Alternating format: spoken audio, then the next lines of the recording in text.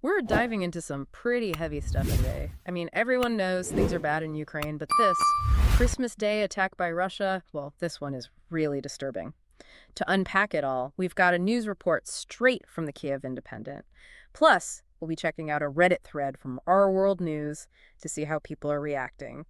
Because, sometimes you need to go beyond just the facts, right? See how it's hitting people. Yeah, definitely. The public's response, especially online, can give you a whole other layer of understanding. Exactly.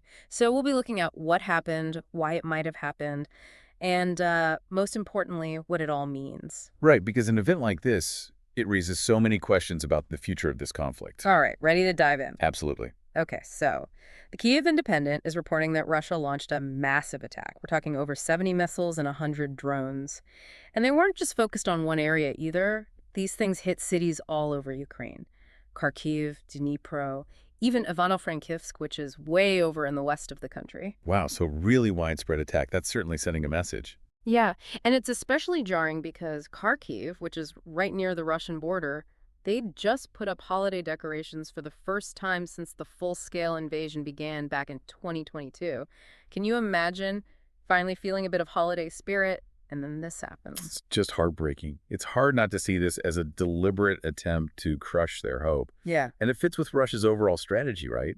They've been targeting Ukraine's energy infrastructure for months. Yeah, trying to make life as difficult as possible, especially now that winter is here. Exactly. And we've even seen Putin himself making threats, promising more destruction, even hinting at using those intercontinental ballistic missiles, the IRBMs.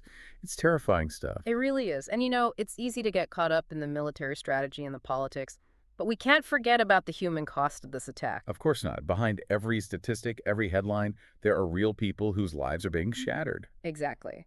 The Kyiv Independent mentions at least 6 people injured in Kharkiv alone. And tragically, one person was killed in Dnipropetrovsk Oblast. That's just awful. And even if you escape physical injury, the psychological impact of these attacks is immense. Yeah, the constant fear, the uncertainty, not knowing when or where the next attack will hit.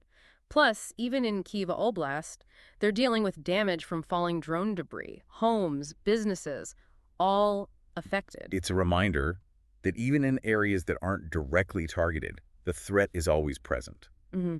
And targeting civilian infrastructure like this, it's considered a war crime under international law. Yeah, I mean, attacking people who aren't directly involved in the fighting, that's just not acceptable. Right. But the problem is actually proving intent and holding perpetrators accountable. Well, that's incredibly difficult. It's like those international courts are always playing catch up. The world changes so fast. Exactly. This conflict in Ukraine, it really forces us to think about how warfare has changed. Like, do the old rules even apply anymore? That's a big question. And to get a sense of how people are grappling with it all, let's head over to Reddit. This Our World News thread. It's a wild mix of emotions. You've got people who are just outraged, calling Putin pure evil.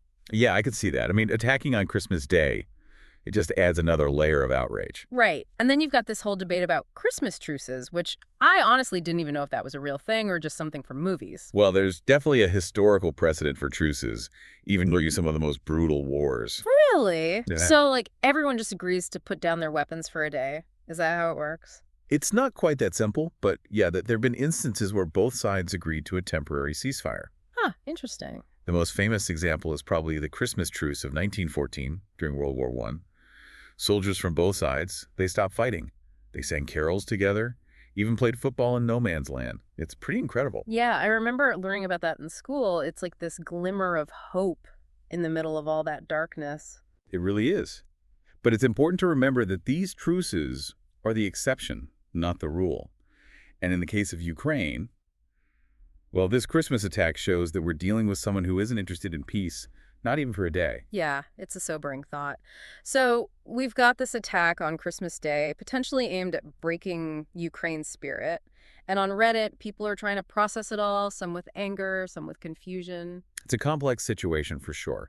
And what's fascinating is how social media plays into all of this. Reddit, Twitter, these platforms, they're not just places to share information, they actually shape public opinion. Yeah, I think we've all seen how social media can amplify certain narratives, sometimes even distort the truth. Exactly. And because this attack happened on Christmas Day, the emotional impact is huge. It's fueling even more condemnation of Russia's actions. It's a lot to take in. This attack, it's raised so many questions about the war, about international law, even about the role of social media in shaping our understanding of global governance. And we're just scratching the surface. There's so much more to unpack here. You're right. We need to dig deeper into what this all means, and we'll do that right after this break. And it's not just the immediate impact, right? It's the ripple effect. Right, right. These attacks on infrastructure, especially in the middle of winter, it's got to be devastating. Heating, water supplies, all those essential services disrupted when people need them the most. Exactly. You Yeah. cripple the country's ability to function. You make life as miserable as possible for everyday Ukrainians. It's a classic strategy. Try to break their spirit, hope they pressure their government to give in. And it makes you wonder, is it working? I mean, Ukrainians have been incredibly resilient throughout this whole war. But how much can people take, especially with the holidays, with the cold weather? Yeah, that's the big question. And, it's pretty clear that Putin has totally miscalculated here. Oh, absolutely. Remember back in February 2022 when this all started? Everyone thought Russia was going to take Kyiv in a matter of days, install a puppet government. Right, like a quick and decisive victory. And instead, well, it's been almost 2 years of brutal fighting. Yeah, the Ukrainians have put up a much tougher fight than anyone expected. And now Putin seems to be resorting to these brutal tactics, trying to wear down the Ukrainians, wear down their allies. And, we can't forget about the bigger picture here. This isn't just about Ukraine, is it? No, not at all. This conflict has implications that reach far beyond their borders. Like what?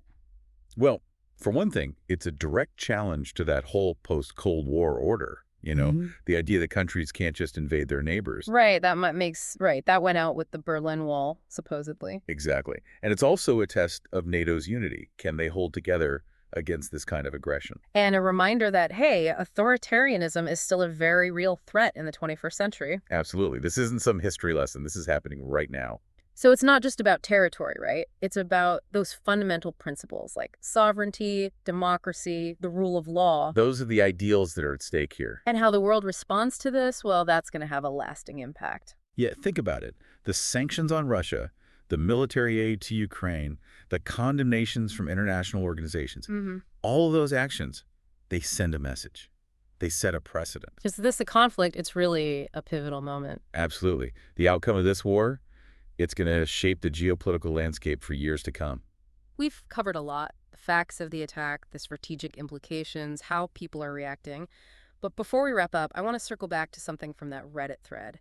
There was a lot of talk about this Christmas truce. Is that a real thing? It's a powerful idea, isn't it? This yearning for peace, especially during a time that's supposed to be about goodwill. Yeah, like even in the middle of all this horror, can't there be a moment of shared humanity? Well, historically, there have been instances of temporary truces, even during some of the most brutal wars. Really? Yeah, the most famous example is probably the Christmas truce of 1914 during World War I. Oh, yeah, I remember that vaguely. Soldiers on both sides of the Western Front, they just stopped fighting. They sang carols together. Some even played football in no man's land. Wow.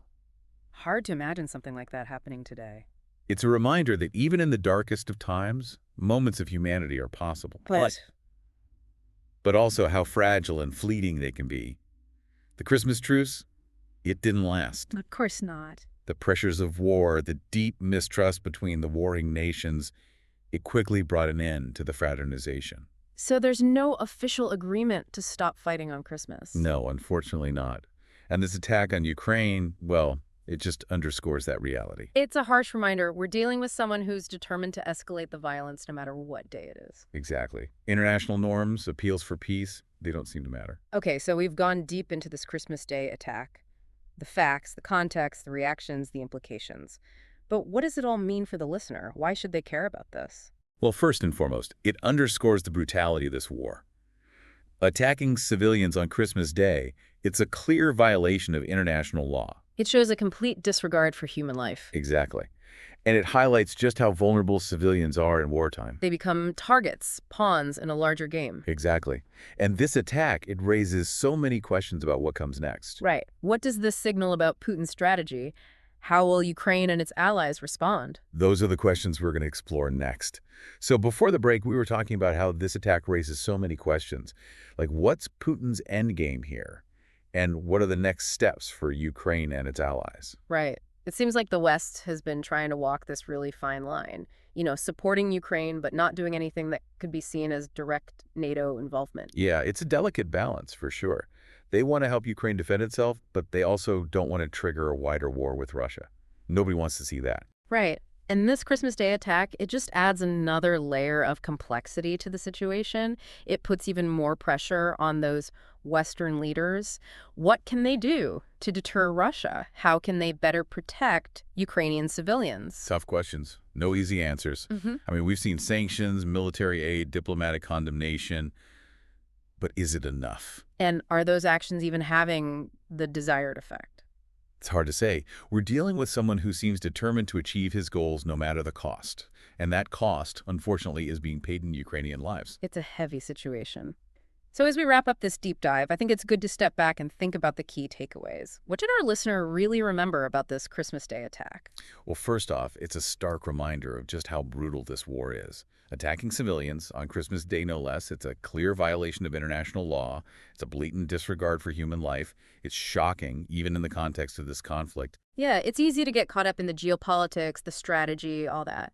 But we can't forget that this is about real people, families, communities, trying to live their lives, celebrate holidays in the middle of all this violence. And it highlights how vulnerable civilians are in war. Even those far from the front lines, they can become targets. Right. It's like in modern warfare, there are no safe zones anymore. And the second takeaway, I think, is that this conflict is far from over. In fact, it's likely to get even more complex, even more challenging in the months ahead. What makes you say that? Well, think about Putin's strategy. He seems to be shifting gears, moving away from those big, sweeping offensives and focusing on inflicting as much pain as possible, trying to break the Ukrainians' will to resist, hoping they'll pressure their government to negotiate. And the winter, the cold, the lack of power, it all plays into that strategy. It's a bleak picture for sure. So this brings us back to that big question, will it work? I mean, Ukrainians have shown incredible resilience so far, but how much more can they endure? That's the million-dollar question. Yeah. Honestly, nobody knows the answer. Ukrainians have surprised the world with their determination, their courage.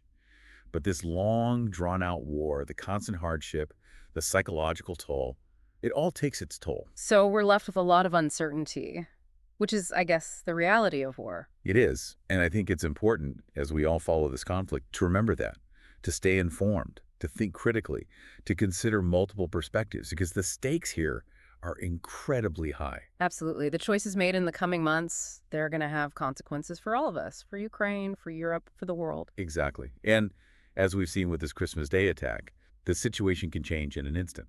So yeah, stay informed, stay engaged. This story, it's far from over. Well said. Thanks for joining us for this deep dive. We'll be back soon with more analysis and insights on the conflict in Ukraine. Until then, stay safe and stay informed.